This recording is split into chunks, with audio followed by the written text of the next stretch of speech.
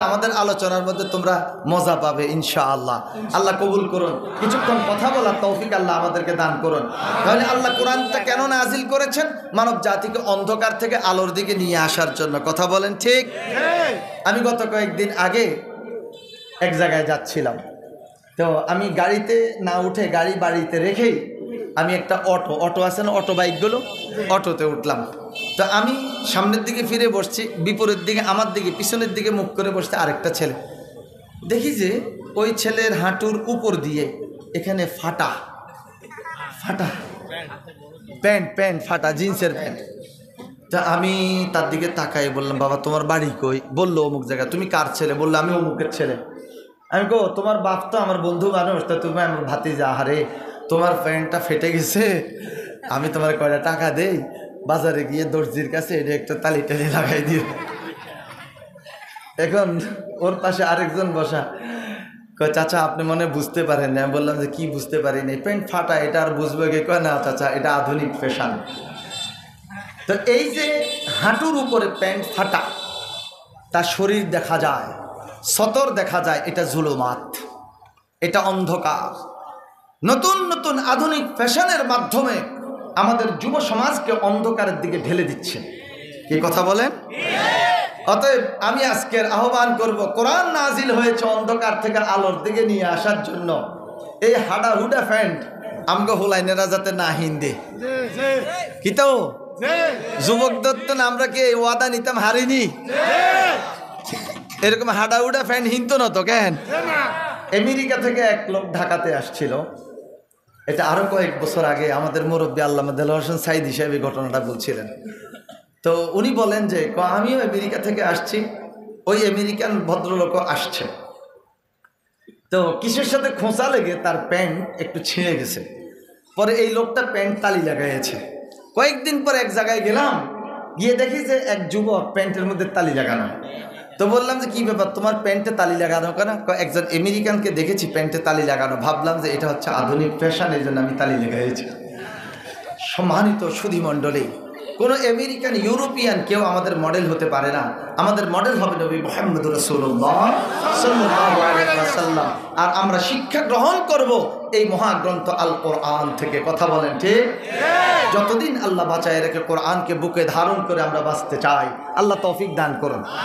তাহলে এই কোরআন অন্ধকার থেকে আলোর দিকে নিয়ে আসার জন্য নাজিল আল্লাহ পাক করেছেন। তা আমরা কি অন্ধকারের দিকে যেতে চাই না আলোর দিকে যেতে চাই? আমরা কি অন্ধকারে থাকতে চাই না আলোর মাঝে থাকতে চাই? আসুন তাহলে আমি ধারাবাহিক পয়েন্ট ওয়ারে কিছু কথা আপনাদের খেদমতে বলবো। আপনারা কি আমাকে একটা ঘন্টা সময় দিতে পারবেন? পারবেন তো ইনশাআল্লাহ? আমি অনেক কষ্ট করে এসেছি। গতকালকে আমার প্রোগ্রাম ছিল ঠিক ময়মনসিংহের কাছাকাছি। ওইখানে প্রোগ্রাম করে ঢাকায় আসতে আসতে আমার বেজে গেছে প্রায় ফজরের ওয়াক্ত। ফজরের নামাজ পড়ে আমি জুমার খুতবা, প্রতি খুতবা আমি নিজে লিখি, খুতবার আলোচনা সব কিছু রেডি করতে করতে আমি আর আজকে আরাম করতে পারিনি। জুমার নামাজ পড়ে আপনাদের মাহফিল ধরার জন্য আবার ঢাকা থেকে রওনা দিয়েছি। তো আমি তো আসলে ক্লান্ত, কিন্তু কোরআন সামনে নিয়ে বসলে আর এই ক্লান্তিবোধ কিছু থাকে না, আলহামদুলিল্লাহ। আপনাদের একটা প্রমাণ হচ্ছে আপনাদের লক্ষ্মীপুরের কৃতি সন্তান, আমাদের বয়োজ্যেষ্ঠ মুরব্বী, বাংলাদেশ মাজলিসুল মুফাসসিরিনের কেন্দ্রীয় সভাপতি আল্লামা লুৎফুর রহমান সাহেব, হার্টে রিং লাগানো, ওপেন হার্ট সার্জারির রোগী, কিন্তু এখনও এই বৃদ্ধ বয়স 90-র উপরে সম্ভবত ওনার বয়স হয়ে গেছে, এখনও যখন কোরআনটা নিয়ে বসে আগে বলে আব্বা আব্বা, আমাদেরকে আব্বা আব্বা রাখেন, আব্বা আব্বা আগে আমি কথা বলে চলে যাই। আমি রাখেন মিয়া, আব্বা আব্বা করেন, আপনি তো হলেন বুড়া জোয়ান, আপনি আরাম করেন, আপনি লাস্টে কথা বলবেন। তো আমরা আলোচনা শেষ করে এই বুড়া মিয়ারা যখন বসাই দেয়, আল্লাহু আকবার, টনটনে কণ্ঠ কোরআন দিয়ে আলোচনা করছে, তো মাঝে মধ্যে 2.5 ঘন্টা 3 ঘন্টাও এই বৃদ্ধ বয়সে আলোচনা করে। এটা একমাত্র আমি বলবো আমার আল্লাহর প্রতি বিশ্বাস, এটা কোরআনুল কারীমের মুআজিজা। ঠিক না বেঠি? আসুন তাহলে সেই মুআজিজা কোরআনুল কারীমকে আমরা সামনে রেখে 1 ঘন্টা আজকে আমরা কথা বলার জন্য চেষ্টা করব। আপনারা মানসিকভাবে প্রস্তুত? আল্লাহ তৌফিক দান করুন, আমিন। আমি এই মহাগ্রন্থ আল কোরআনের সূরা কাহাফের 107 এবং 108 নাম্বার ছোট্ট ছোট্ট দুটো আয়াতে কারিমা তেলাওয়াত করেছি। মুসলিম শরীফ থেকে একখানা হাদিস নিয়েছি, আর একটা দীর্ঘ হাদিস আমি শুরুতেই উপস্থাপন করি নাই। সে হাদিসে 12টি পয়েন্ট আছে। কয়টা পয়েন্ট? এই 12টি পয়েন্ট আমরা যদি এই 12টি পয়েন্ট গ্রহণ করতে পারি, আমরা ডাইরেক্ট পথে কোনো বাধা থাকবে না, আমরা জান্নাতে চলে যাব। সেই সবক গ্রহণ করে পরিশেষে আপনাদেরকে কয়টা আমল শিখাই দিয়ে আমরা আজকে এখান থেকে বিদায় হব ইনশাআল্লাহ। আসো, আল্লাহ পাক বলছেন যারা পারেন আমার সাথে তেলাওয়াত করবেন। তেলাওয়াত করলেও লাভ, তেলাওয়াত শুনলেও লাভ। প্রত্যেকটা হরফে একেবারে মিনিমাম কম পক্ষে আপনি 10টা করে নেকি পেয়ে যাবেন। সুবহানাল্লাহ। আমার বন্ধুগণ, قال رسول الله صلى الله عليه وسلم مثل المؤمن الذي يقرأ القرآن مثل الأترجة ريحها طيب وطعمها طيب। سبحان الله। ও ইমানদার ব্যক্তি, যে ইমানদার ব্যক্তি কুরআনুল কারীম তেলাওয়াত করে তার উদাহরণ হচ্ছে মাসালুল উতরুজ্জা, কমলা লেবুর মতো। রিহুহা তাইয়িবুন, কমলার ঘ্রাণটাও মজা। ওয়া তা'মুহা তাইয়িব, কমলার স্বাদটাও মজা। কমলার দোকান, ফলের দোকানের সামনে দিয়ে যদি আপনি যান, আঙ্গুর থাকে, আনার থাকে, কমলা থাকে, নাশপাতি থাকে, অন্য ফলের গ্রান আপনার নাকের মধ্যে আসবে না, আপনার নাকের মধ্যে কমলার গ্রানটা আসবে। কথা কোন ঠিক না বেঠি? ইমানদার ব্যক্তি, ইমানের কারণে তার মাঝে একটি গ্রান, কোরআন তেলাওয়াত করার কারণে আরেকটি গ্রান। মাসালুল মুমিনিল্লাযী ইয়াকরাউল কুরআনা কামাসালিল উতরুজ্জা, যে ইমানদার ব্যক্তি কুরআনুল কারীম তেলাওয়াত করে তার উদাহরণ হচ্ছে কমলা লেবুর মতো। কমলার মধ্যে যেমন একটা গ্রান রয়েছে, আবার স্বাদ রয়েছে। ইমানদার ইমানের কারণে তার একটা মর্যাদা, আর কোরআন তেলাওয়াত করার কারণে তার আরেকটা মর্যাদা। সুবহানাল্লাহ। আল্লাহ পাক রব্বুল আলামিনের কাছে 3টি আওয়াজ সবচেয়ে বেশি প্রিয়। কয়টি? 3টি। একটু জোরে বলেন কয়টি? 3টি। একটু মুখস্থ করে ফেলবেন 3টি আওয়াজ কি কি। 1 নাম্বার, ভোর রাতে সুবহে সাদেকের সময় আপনাদের এলাকায় মানুষ মোরগ মুরগি পালে কিনা? এটা তো অনেকটা গ্রাম অঞ্চলে।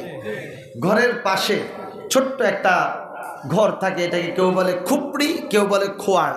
আপনারা লক্ষ্মীপুর কি বলেন? খোয়াড়। সেই খোয়াড়ের মধ্যে মোরগ মুরগি থাকে। রাতের বেলা এগুলো ঘুমায়। যখন সুবহে সাদেক হয়, মোরগ তো আর দেখে না সুবহে সাদেক হয়েছে, কিন্তু আল্লাহ পাক তার ব্রেনের মধ্যে নক করে দেন যে হ্যাঁ সুবহে সাদেক হয়েছে। তখন এইভাবে পাখাটা বাড়ি মারে আর আওয়াজ করে কয়নি?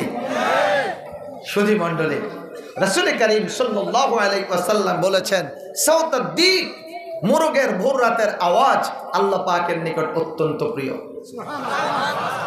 আমরা শুনি কুকুরুত কুক, আমাদের নবীজি বলেন না না না, মোরগটা তখন কুকুরুত কুক করে না, মোরগ বলে সুবহুন কুদ্দুসুন।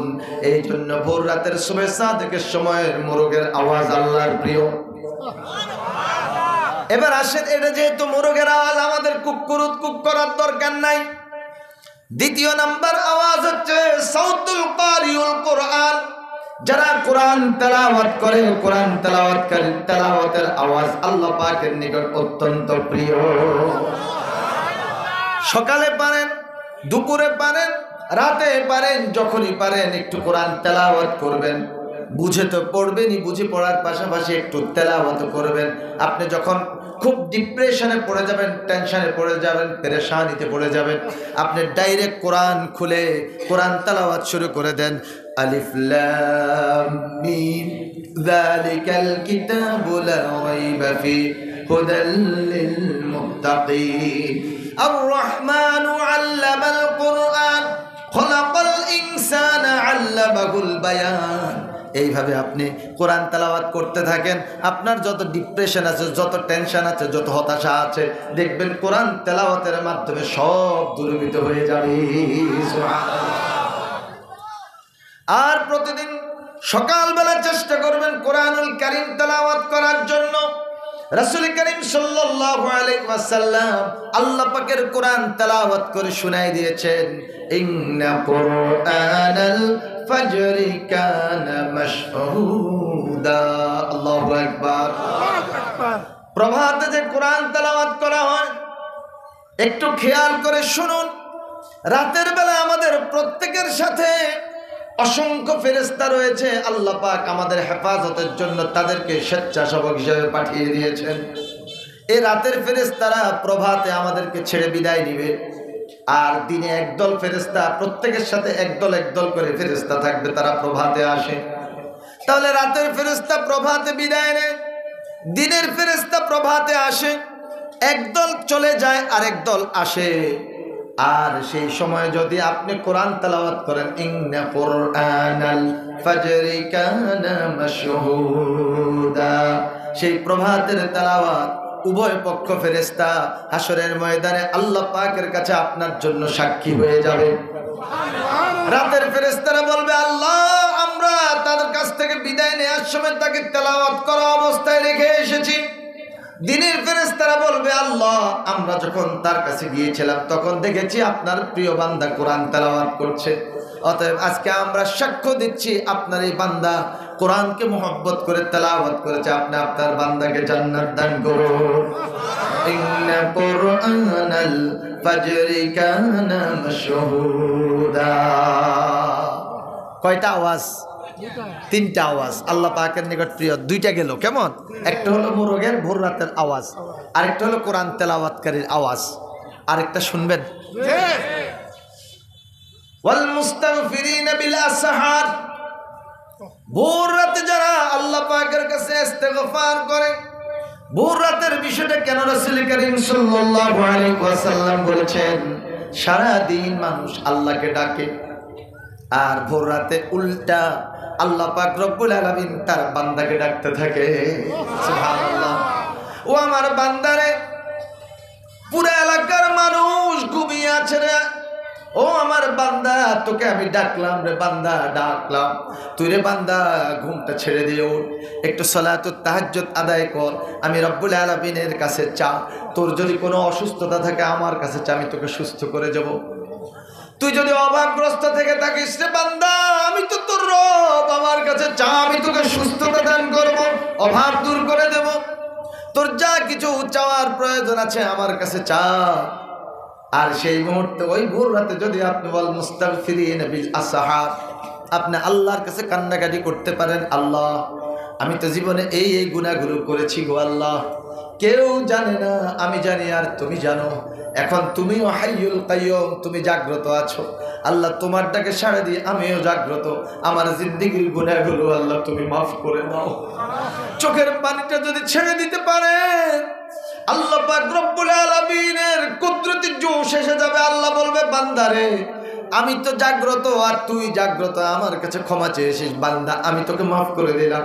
ইন তাকুনু সলিহিন ফাইন্নাহু কানা লিল আওয়াবিনা গফুরা। তাহলে আপনারা মুখস্থ করে ফেলছেন আল্লাহ পাকের নিকট প্রিয় আওয়াজ কয়টি? এক নাম্বার, সুবহে সাদেকের সময় মোরগের কুক্কুরুত কুক আওয়াজ। মোরগ কি কুক্কুরুত কুক বলে না অন্য কিছু বলে? সুবহুন কুদ্দুসুন। দ্বিতীয় নাম্বার কোরআন তেলাওয়াতকারীর তেলাওয়াতের আওয়াজ।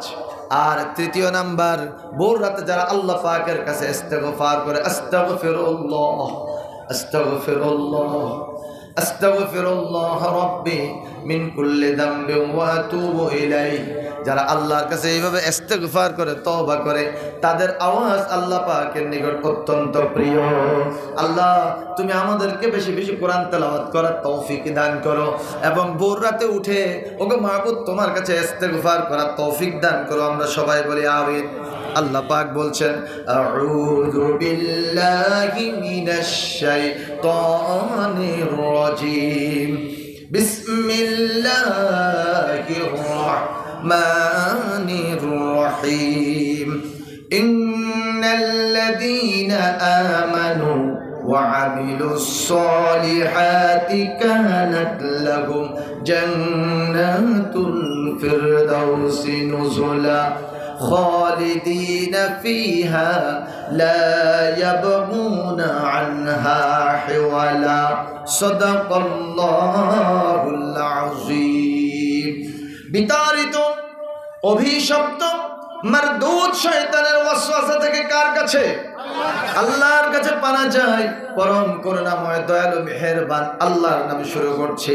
ইন্না অর্থ হচ্ছে নিশ্চয়, আল্লাযীনা যারা, ইন্নাল্লাযীনা নিশ্চয় যারা, আমানু ঈমান এনেছে, ওয়া আমিলুস সলিহাত, ওয়া আমিলু আমল করে, আস-সলিহাত নেক আমল, ওয়া আমিলুস সলিহাত নেক আমল করে, কানাত লাকুম তাদের জন্য রয়েছে জান্নাতুল ফিরদাউসি নুজুলা,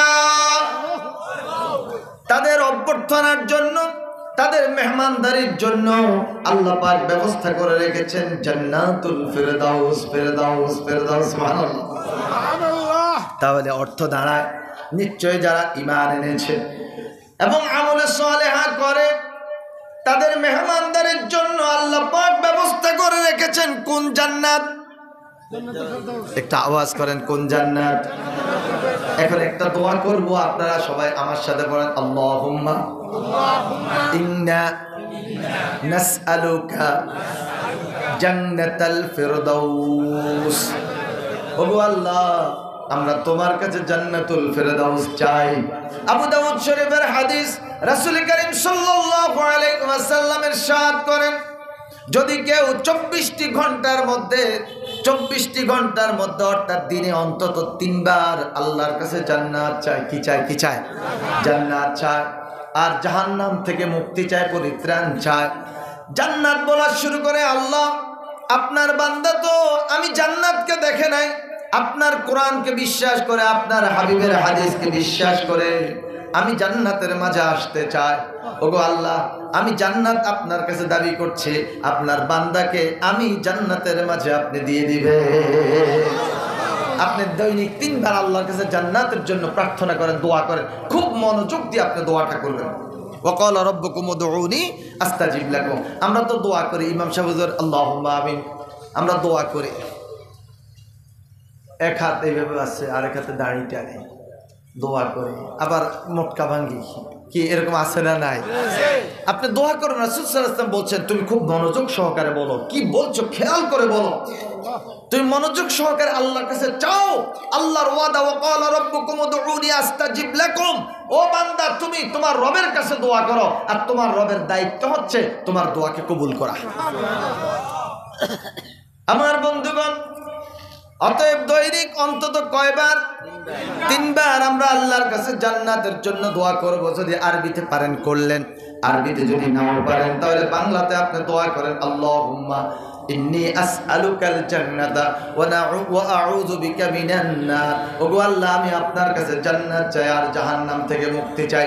দৈনিক যদি আপনি 3 বার দোয়া করেন, এবার সারাদিন জান্নাত আপনার জন্য আল্লাহর কাছে ফরিয়াদ করবে, আল্লাহ আমি জান্নাতের মাঝে আপনার এই বান্দাকে দিবেন। আমিন বলেন। আমিন। জাহান্নাম থেকে পরিত্রাণ চেয়েছেন, জাহান্নাম বলবে, আল্লাহ আমি যে অত্যন্ত ভয়াবহ, আপনার বান্দা কোরআন হাদিস থেকে জেনেছে, সে কোনোদিন জাহান্নাম দেখে নাই, এরপরও জাহান্নাম থেকে পরিত্রাণ চাই গো আল্লাহ। আমি জাহান্নাম আপনার কাছে ফরিয়াদ করছি, আমার এই ভয়াবহ, এই কঠিন অবস্থার মধ্যে আপনি আপনার এই বান্দাটাকে দেবেন না, দেবেন না, দেবেন না। আল্লাহ, ইন্নাল্লাযীনা আমানু, নিশ্চয় যারা ঈমান এনেছে, ওয়া আমিলুস সলিহাত, এবং আমল সালেহা করে, কানাত লাকুম জান্নাতুল ফিরদাউসি নুজুলা, আল্লাহ পাক তাদের মেহমানদারির জন্য ব্যবস্থা করে রেখেছেন জান্নাতুল ফিরদাউস। আল্লাহ তোমার কাছে জান্নাতুল ফিরদাউস চাই, মৃত্যুর পর পর আমাদেরকে তুমি জান্নাতের শান্তির মধ্যে দিয়ে দিও, বলে আমিন। ওগো আল্লাহ, আমরা তোমার কাছে কঠিন ভয়াবহ জাহান্নামের আযাব থেকে মুক্তি চাই। আল্লাহুম্মা আজিরনা মিনান নার। একটু বলেন না আমার সাথে, আল্লাহুম্মা আজিরনা মিনান নার। ওগো আল্লাহ, তুমি আমাদেরকে জাহান্নামের আগুন থেকে বাঁচাও। এইভাবে বেশি বেশি আল্লাহর কাছে আপনি দোয়া করবেন। আমার বন্ধুগণ, আমরা আল্লাহর কাছে দোয়া করি, আল্লাহ তুমি জাহান্নামের আযাব থেকে তুমি আমাদেরকে বাঁচাও। এরপর আল্লাহ পাক বলছেন, ইন্নাল্লাযীনা আমানু ওয়া আমিলুস সলিহাতি কানাত লাহুম জান্নাতুল ফিরদাউসি নুজুলা খালিদিনা ফিহা লা ইয়াবগুনা আনহা হিওয়ালা। যারা এই জান্নাতের মধ্যে যাবে জান্নাতে তারা চিরস্থায়ী হবে, তারা এখান থেকে কোনোদিন আসতে চাইবে না, আর আশা তাদের জন্য সমীচীন হবে না। জান্নাতে গিয়েছে তো গিয়েছে, তারা জান্নাতে চিরস্থায়ী হয়ে যাবে। সুবহানাল্লাহ। এই হলো সরল অনুবাদ। এবার আসুন ব্যাখ্যামূলক আলোচনার দিকে যাই। ইন্নাল্লাযীনা আমানু, ইন্না নিশ্চয় আল্লাযীনা যারা আমানু ঈমান এনেছে, যারা এই ঘোষণা দিয়েছে লা ইলাহা ইল্লাল্লাহু মুহাম্মাদুর রাসূলুল্লাহ সাল্লাল্লাহু আলাইহি ওয়াসাল্লাম। আমার ভাইয়েরা, এখানে কি আল্লাহ পাক ঈমান এনেছেন বলেছে, ঈমান এনেছে বলেছেন নাকি ঈমান পেয়েছে বলেছেন? একটু বুঝে শুনে বলেন। ঈমান এনেছে। তাহলে আনা আর পাওয়া দুইটার মধ্যে পার্থক্য আছে না নাই? আনা এবং পাওয়া একটু খেয়াল করে শুনুন। আব্বা ইন্তেকাল করেছেন, আব্বা ইন্তেকাল করার পর উত্তরাধিকার সূত্রে পৈতৃক সম্পত্তি পেয়ে গেছে, এটা হলো উত্তরাধিকার সূত্রে পেল। অপরদিকে আরেকজন ব্যক্তি সারাদিন পরিশ্রম করে কামায় রোজগার করে, হয় শ্রম দিয়েছে, না হয় ব্যবসা করেছে, না হয় চাকরি করেছে, না হয় বিদেশ গিয়েছে, অনেক কষ্ট করে মেহনত করে পরিশ্রম করে জায়গা কিনেছে। একজন উত্তরাধিকার সূত্রে পেয়েছে, আরেকজন কিনেছে। দুইজনের মধ্যে পার্থক্য আছে না নাই? কোন কারণে উত্তরাধিকার সূত্রে যে ব্যক্তি জায়গা পেয়েছে সে মদের নেশার মধ্যে পড়ে গেছে, ইয়াবা তাকে আসর করেছে। আমার বন্ধুগণ, একদিন, দুই দিন, 3 দিন জমানো টাকা শেষ।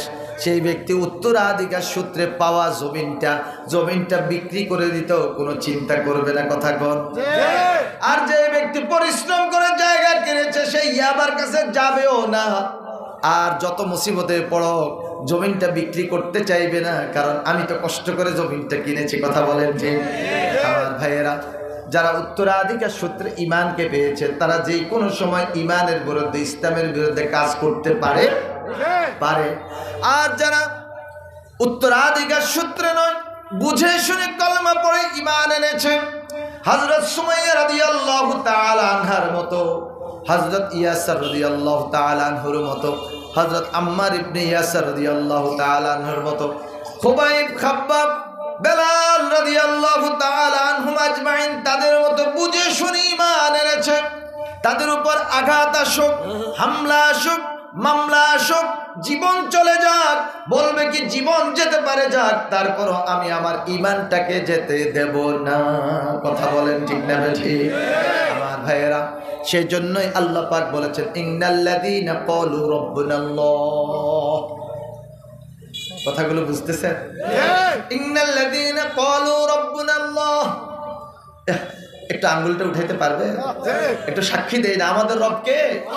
ইন্নাল্লাযীনা ক্বালু রাব্বুনাল্লাহ। নিশ্চয় এই ঘোষণা দিল আমাদের রব হচ্ছেন আল্লাহ। এবার একটু বলেন না দিলটা দিয়ে, আমাদের রবকে? আমাদের রবকে?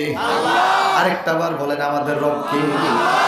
আল্লাহ পাকের বান্দা যখন দিল দিয়ে বলে আল্লাহ, আল্লাহ পাক রব্বুল আলামিন বান্দার একবার আল্লাহ ডাকের জবাবে সাড়া দেন 70 বার। কয়বার? ও বান্দা, আমি তো তোমার আল্লাহ, আমি তো তোমার রব। বান্দারে, তুই আমাকে কেন ডেকেছিস তুই খুলে বল, আমি শোনার জন্য প্রস্তুত। দুনিয়ার কোন মানুষ যদি তোর কোনো কথা শুনতে নাও চায়, আমি রব্বুল আলামিন তোকে বানিয়েছি, তুই আমাকে ডেকেছিস রে বান্দা, আমি তোর কথা শোনার জন্য প্রস্তুত। তুই যা চাইবি, ঈমানের সাথে আমাকে ডেকেছিস, আমি তোকে তাই দিয়ে দেব। সুবহানাল্লাহ। ইন্নাল্লাযীনা ক্বালু রাব্বুনাল্লাহ, নিশ্চয় যারা বলল আমার রব হচ্ছে আল্লাহ, সুম্মাস্তাকামু, এই ঘোষণা দেওয়ার পর তার উপর ইস্তেকামত রইল, সুদৃঢ় রইল, মজবুত রইল। তাতানাজ্জালু আলাইহিমুল মালাইকা, আল্লাহ পাক তাদের উপর ফেরেশতা নাজিল করে দিবে। সুবহানাল্লাহ। আমার ভাইয়েরা, হযরত সুমাইয়া রাদিয়াল্লাহু তাআলা আনহা ঈমান এনেছেন। আবু জাহেল রাস্তা দিয়ে ঘোরাঘুরি করছে, সুমাইয়া হেঁটে যাচ্ছে। বললেন যে তুমি কে? বলে আমি সুমাইয়া। তুমি কি ইয়াসারের স্ত্রী? বলে হ্যাঁ। আমি তো খবর পেয়েছি তুমি নাকি কলমা পড়েছো, তুমি নাকি ঈমান এনেছো। বলে হ্যাঁ, আমি ঈমান এনেছি। তুমি কি আমাকে চিনো? বলে চিনবো না কেন, আপনি তো বড় নেতা, আপনি আবুল হাকাম, এখন আবু জাহেল। বলে হ্যাঁ, তুমি ঠিকই চিনতে পেরেছো, ঈমান এনেছো, তুমি ঈমান ত্যাগ করো। তিনি রাসূলের হাদিস শুনাই দিলেন, যাকা তুমাল ঈমান মান রাদিয়া বিল্লাহি রাব্বান ওয়া বিল ইসলামি দীনা ওয়া বিমুহাম্মাদির রাসূলা। সবাই পড়ি সাল্লাল্লাহু আলাইহি ওয়াসাল্লাম। সেই তো ঈমানের স্বাদ পেল যে ঘোষণা দিল, আমার রব হচ্ছেন আল্লাহ, আমার দ্বীন হলো ইসলাম, আমার নবী মুহাম্মদ সাল্লাল্লাহু আলাইহি ওয়াসাল্লাম। যাকা তুমাল ঈমান, সেই ঈমানের স্বাদ পেল মান রাদিয়া বিল্লাহি রাব্বান ওয়া বিল ইসলামি দীনা ওয়া বিমুহাম্মাদির রাসূলা। আল্লাহকে রব, ইসলামকে দিন, মুহাম্মদ সাল্লাল্লাহু আলাইহি ওয়াসাল্লামকে রাসূল হিসেবে সন্তুষ্ট চিত্তে গ্রহণ করেছে, সেই ঈমানের স্বাদ পেয়েছে। আমার বন্ধুগণ, এমন একটা আমল রয়েছে, আপনি যদি সালাতুল ফজরের পর 3 বার পড়েন, একটু আওয়াজ করেন, কয়বার? কোন নামাজের পর? আবার মাগরিবের পর যদি আপনি সে আমলটা 3 বার করেন, রাসূল সাল্লাল্লাহু আলাইহি ওয়াসাল্লামের ওয়াদা শুনে রাখো, ও আমার উম্মত শুনে রাখো, নবীজি বলছেন আমি তাকে হাতে ধরে জান্নাতে নিয়ে যাব। আর সেই আমলটা হচ্ছে, আমার সাথে একটু পড়েন, সবাই পারেন তারপরেও পড়েন, রাদিতু বিল্লাহি রাব্বান ওয়া বিল ইসলামি দীনা ওয়া বিমুহাম্মাদিন সাল্লাল্লাহু আলাইহি ওয়াসাল্লাম নাবিয়্যান ওয়া রাসূলা। লক্ষ্মীপুরবাসী মনে এই আমলটা করে, এখন তো ফায়দা পেয়ে গেলেন, উপকারিতাটা আপনারা জেনে ফেললেন। স্বয়ং আপনি যদি ঈমানের সাথে ফজরের পর 3 বার, মাগরিবের পর 3 বার এই আমল করেন, হাসরের ময়দানে কঠিন পরিস্থিতিতে রাসূল সাল্লাল্লাহু আলাইহি ওয়াসাল্লাম আপনাকে হাতে ধরে জান্নাতে পাঠাবেন। আবার পরে রাদিতু বিল্লাহি রাব্বান ওয়া বিল ইসলামি দীনা ওয়া বিমুহাম্মাদিন সাল্লাল্লাহু আলাইহি ওয়াসাল্লাম নাবিয়্যান ওয়া রাসূলা। সুমাইয়া রাদিয়াল্লাহু তাআলা না বললেন, আমি তো ঈমানের স্বাদ পেয়েছি, ঈমান ত্যাগ করা আমার পক্ষে সম্ভব নয়। বুঝে শুনে বলো? বলে হ্যাঁ, আমি বুঝে শুনে বলেছি। ঠিক আছে, তোমাকে আটকালাম। ছেলে আম্মার ইবনে ইয়াসারকে ডাকলো, আম্মার ইবনে ইয়াসার আসলো, তাকেও আটকালো। মাকে বাঁধলো এক খুঁটির সাথে, ছেলেকে বাঁধলো আরেকটা খুঁটির সাথে। আবু জাহেল, আবু লাহাব, সাহেবা, উতবা, ওয়ালিদ ইবনে মুগীরা, উমাইয়া ইবনে খালদ, লম্পটের গোষ্ঠী লম্পট, সন্ত্রাসের গোষ্ঠী সন্ত্রাসী, সবগুলো এসে হাজির। আমার বন্ধুগণ, এরপর তাকে আঘাতের পর আঘাত শুরু করলো। সুমাইয়া, ঈমান ত্যাগ করো, বলে ত্যাগ করবো না। আম্মার ইবনে ইয়াসারকে মারা শুরু করলো, আম্মার তুমি ঈমান ত্যাগ করো, বলে আমি ঈমানের স্বাদ পেয়েছি, ঈমান ত্যাগ করবো না। জীবন চলে যেতে পারে, ঈমান চলে যেতে দেব না। আল্লাহু আকবার। হযরত আম্মার ইবনে ইয়াসারের এই দৃঢ় মজবুত ঘোষণা শোনার পর আবু জেহেল বলল, তাইলে তোমার সামনে, সকলের সামনে তোমার মাকে উলঙ্গ করে ছাড়বো। হযরত সুমাইয়া রাদিয়াল্লাহু তাআলা আনহা বললেন, বাবারে শুনো, বিবি আসিয়ার ইতিহাস।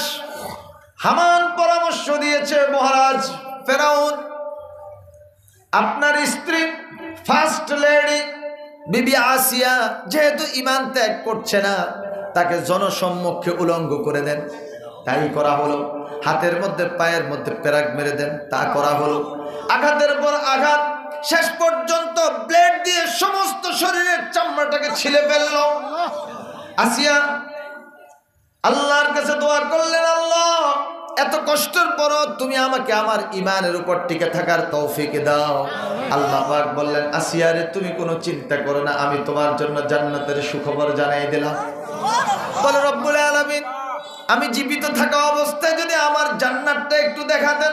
আল্লাহ জিব্রাইলকে বললেন, জিব্রাইল, আসিয়া মহা বিপদে আছে, এই কঠিন অবস্থার মধ্যে, যন্ত্রণার মধ্যে তুমি তার সামনে জান্নাতটা ধরো। আসিয়ার চেহারার মধ্যে হাসি উঠল। ফেরাউন ভাবছে মনে হয় যেন ঈমান আনবে। কি আসিয়া, হাসলা যে, তুমি কি ঈমান আনবা? বলে আমি তো কয়েকবার জ্ঞান হারিয়েছি, এখন রব্বুল আলামিন আমাকে যে জান্নাত দিবেন সেই জান্নাতটা দেখাই দিয়েছে। এই কথা বলার সাথে সাথে আসিয়াকে এমন জোরে আঘাত করেছে, রাসূল করিম সাল্লাল্লাহু আলাইহি ওয়াসাল্লাম সাহাবায়ে কেরামকে বলেন, শুনুন, আসিয়ার উপর পাথর নিক্ষেপ করে, পাথর, বিশাল বড় পাথর দিয়ে আঘাত করেছে। পাথর দিয়ে আঘাত করার আগেই আল্লাহ মালাকুল মউতকে নির্দেশ দিয়েছেন, আসিয়ার জান কবজ করো এবং তারকে যে জান্নাত দেখাচ্ছে সেই জান্নাতের কাছে তার রূহটা নিয়ে যাও। সুবহানাল্লাহ। বলল, বাবারে আমার আম্মার, ও আম্মার ইবনে ইয়াসার, যারাই ইসলাম কবুল করে, যারাই মজবুত ইমানের উপর অটল থাকে, তাদের জীবনে পরীক্ষা আসে। আমার তোমার পরীক্ষা শুরু হয়ে গেছে। যদি আমাকে তোমার সামনে উলঙ্গ করে তুমি চোখ বন্ধ করে থাকো, অসুবিধা নাই, উলঙ্গ করবে, তারপরে আমরা ঈমান থেকে দূরে সরব না। আমরা যদি মরে যাই আমরা শহীদ হব। ওয়ালা তাকুলু লিমান ইউকতালু ফি সাবিলিল্লাহি আমওয়াত বাল আহইয়াউ ওয়ালাকিন লা তাশউরুন ওয়ালা নাবলুওয়ান্নাকুম বিশাইইম মিনাল খাউফি ওয়াল জু'i ওয়া নাকসিম মিনাল আমওয়ালি ওয়াল আনফুসি ওয়াস সামারাত ওয়া বাশশিরিস সাবিরিন الذين إذا أصابتهم مصيبة قالوا إنا وإنا إليه راجعون। আমার বন্ধুগণ, প্রত্যেকটা কথা থেকে আমি আপনাদেরকে শিক্ষাগুলো জানিয়ে দিচ্ছি। আজকে মাদ্রাসা বোর্ড বলেন, শিক্ষা বোর্ড বলেন, সচিবালয় বলেন, বিভিন্ন জায়গাতে আজকে পত্তলিকদেরকে বসানো হয়েছে। এর দ্বারা লক্ষণ ভালো নয়, লক্ষণ ভালো নয়। হয়তো 10 বছর আগে হোক, 10 বছর পরে হোক, আমাদের দেশে এমন একজন ব্যক্তি বলেছেন, আমি আগামী 21 বছরের মাথায় বাংলাদেশে হিন্দু প্রধানমন্ত্রী দেখতে চাই। আমরা আস্তে আস্তে সেই দিকে অগ্রসর হচ্ছি ভাইয়েরা আমার। যখন তারা চতুর্দিকে তারা ক্ষমতার মধ্যে এসে যাবে, তখন আমরা আমাদের ঈমানকে টিকিয়ে রাখা বিবি আসিয়ার মতো, বিবি সুমাইয়ার মতো আমাদের এরকম কঠিন জীবন চলে আসতে পারে। অতএব যদি আমাদের জীবনেও বিবি আসিয়ার মতো, সুমাইয়া রাদিয়াল্লাহু তাআলা আনহার মতো কঠিন বিপদ নেমে আসে, আপনারা কি ঈমান ছেড়ে দেবেন না ঈমানের উপর টিকে থাকবেন? আমার বন্ধুগণ, ঈমানের উপর টিকে থাকতে হবে। কারণ আমাদের আঘাত আসুক, হামলা আসুক, যত কিছুই আসুক না কেন, আমরা যদি তা সহ্য করে টিকে থাকতে পারি, আর যদি আমাদের জীবনও চলে যেতে পারে যাক, কিন্তু আমাদের আখিরাতের জীবন যে দীর্ঘ জীবন, সেই জীবনে গিয়ে আমরা জান্নাত পাবো, জান্নাত পাবো। আমার ভাইয়েরা, হযরত সুমাইয়া রাদিয়াল্লাহু তাআলা নাকে উলঙ্গ করে ফেললো। আঘাতের পর আঘাত তিনি শুধু করছেন লা ইলাহা ইল্লাল্লাহু মুহাম্মাদুর রাসূলুল্লাহ। সুমাইয়াকে তো তারা বুঝাতে পারছে না, ঈমান তো ত্যাগ করবেই না। এরপর একটা বর্ষা হাতের মধ্যে নিল। সেই বর্ষা অনেক লম্বা এবং সরু সরু সরু সরু সরুরে আমাদের আঞ্চলিক ভাষায় হুচ্চা, একবারে হুচ্চা মাথাওয়ালা, কি কয় সোয়াইল্লা মাথা, সোয়াইল্লা মাথা। তলপেটে লজ্জাস্থান বরাবর এত জোরে আঘাত করেছে।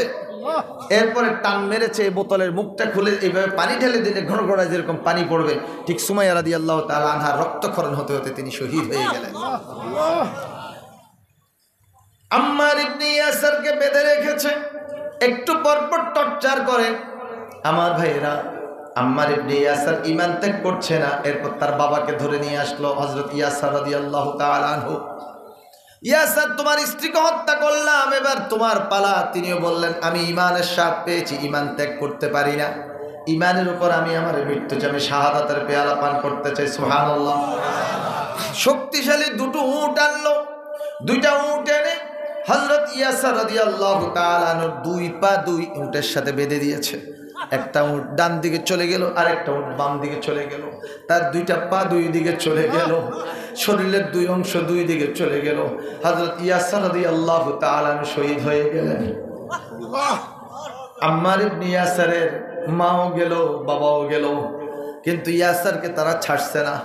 আম্মারকে বলল, আম্মার ইবনে ইয়াসার, এবার তোমার পালা। বল, দেখলাম তো আমার মাকেও খতম করে দিয়েছো, শহীদ করে দিয়েছো, আমার বাবাকেও শহীদ করে দিয়েছো, এবার আমার পালা, আমাকেও শেষ করো, অসুবিধা নেই। বলল, তোমাকে আরো কষ্ট দেব। এখন তারা বলল, অগ্নিকুণ্ড তৈরি করো। তাদের কর্মচারীরা অগ্নিকুণ্ড তৈরি করলো। বিশাল বড় আগুনের গর্ত, লাকড়ি খুঁড়ে দিয়ে আগুন জ্বালায় দিল। দয়ার নবী রাহমাতুল লিল আলামিন পাহাড়ি পথ দিয়ে হেঁটে যাচ্ছেন। নজর পড়ে গেল কিছু লোকের সমাগম। কি ব্যাপার, এখানে কারা? ভালো করে তাকিয়ে দেখলেন আবু জাহেল, আবু লাহাব, শায়বা, উতবা, ওয়ালিদ ইবনে মুগীরা, উমাইয়া ইবনে খালফ, সব নেতারা হাজির। তাদের মাঝে কে যেন একজন, ভালো করে তাকিয়ে দেখলেন সে তো আম্মার ইবনে ইয়াসার। আম্মার ইবনে ইয়াসারকে আগুনে ফেলে দিচ্ছে। হুজুর পাক সাল্লাল্লাহু আলাইহি ওয়াসাল্লাম আল্লাহর কাছে দোয়া করলেন, আল্লাহ, আম্মার ইবনে ইয়াসারকে তুমি আগুনের মধ্যে হেফাজত করো। আর আগুনকে উদ্দেশ্য করে বললেন, ইয়া নারুকুনি বারদাও ওয়া সালামান আলা আম্মার কামা কুনতা বারদাও ওয়া সালামান আলা ইব্রাহিম। ও আগুন, হযরত ইব্রাহিম আলাইহিস সালামের জন্য যেমন তুমি শান্তিদায়ক শীতল হয়েছিলে রে আগুন, আমার আম্মার ইবনে ইয়াসারের জন্য তুমি আগুন সেরকম শান্তিদায়ক শীতল হয়ে যাও। আমার বন্ধুগণ, সূর্যের তাপ, আগুনের উত্তাপ, মরুভূমির গরম, কাফের মুশরিকরা সহ্য করতে পারছেন, অস্থির হয়ে গেছে। আম্মার ইবনে ইয়াসারকে তো আগুনের মধ্যে ফেলে দিয়েছে, জ্বলে পুড়ে তো শেষ হয়ে যাবে, আমরা আর এখানে থাকার দরকার নেই, চলো আমরা যাই। সবাই তাদের রাজমহলের মধ্যে গিয়ে আনন্দ শুরু করছে, ফুর্তি শুরু করছে, কেউ আর নাই। হুজুর পাক সাল্লাল্লাহু আলাইহি ওয়াসাল্লাম পাহাড়ি পথে পাথরের পিছনে তিনি বসেছিলেন। যখন দেখলেন কেউ নাই, রাসূল সাল্লাল্লাহু আলাইহি ওয়াসাল্লাম এগিয়ে আসলেন। এগিয়ে এসে আম্মারকে ডাক দিলেন, ইয়া আম্মার কম, আম্মার তুমি দাঁড়াও। আম্মার দাঁড়ালেন, খুজ বিয়াদি, আমার হাতের মধ্যে ধরো। ফাখাযাল আম্মার ইয়াদা রাসূলুল্লাহ সাল্লাল্লাহু আলাইহি ওয়াসাল্লাম, আম্মার রাসূল সাল্লাল্লাহু আলাইহি ওয়াসাল্লামের হাতের মধ্যে ধরলো। ফাখাযা রাসূলুল্লাহ সাল্লাল্লাহু আলাইহি ওয়াসাল্লাম ইয়াদাল আম্মার, রাসূল করিম সাল্লাল্লাহু আলাইহি ওয়াসাল্লাম আম্মারের হাতে ধরলেন। একজন আরেকজনের হাত ধরলেন, এবার আগুন থেকে টান দিলেন। আম্মারের একটা পশমও আল্লাহ পাক জ্বালায় না। যে নামে ইব্রাহিমের আগুন হলো পানি, ডাকার মতো ডাকলে আজও সাড়া দিবেন তিনি রে মন, সাড়া দিবেন তিনি। এসো না আল্লাহর নামে গান গাই, এসো না মনো প্রাণ জোড়াই, এসো না মনো প্রাণ জোড়াই। আল্লাহু আকবার বলো, আল্লাহু আকবার, আল্লাহু আকবার বলো, আল্লাহু আকবার। সবাই একটু উঁচু আওয়াজে বলে আল্লাহু আকবার, আল্লাহু আকবার। আমার বন্ধুগণ, এই বাংলাদেশ গত কয়েকদিন আগে আদমশুমারি হয়েছে, আপনাদের দিকে লোক গণনা হয়েছিল। আদমশুমারির রেজাল্ট যেটা আসছে, বাংলাদেশে মুসলমানের সংখ্যা হচ্ছে 91.4%। আলহামদুলিল্লাহ বলেন। সেই 91.4% মুসলমানের দেশে কিছু নাস্তিক মুরতাদের গোষ্ঠী, উল্লুকের ভুল্লুকের গোষ্ঠী বলে আল্লাহু আকবার, এটা কারো দলীয় স্লোগান। অতএব আল্লাহু আকবার চলবে না।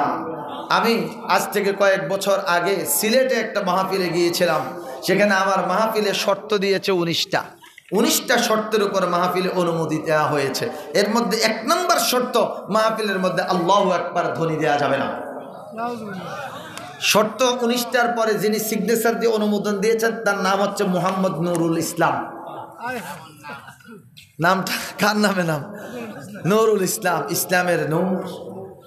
আমি এই শর্তটা আমার সাথে নিয়ে আমি স্টেজে উঠেছি, শর্তগুলো পড়েছি এবং বলেছি যে মুসলমানের বাচ্চা মুসলমান এই 19টা শর্ত দিয়ে মাহফিলের অনুমতি দিয়েছে, এই শর্তগুলোতে সে সিগনেচার করার কারণে সে ইসলাম থেকে খারিজ হয়ে গেছে।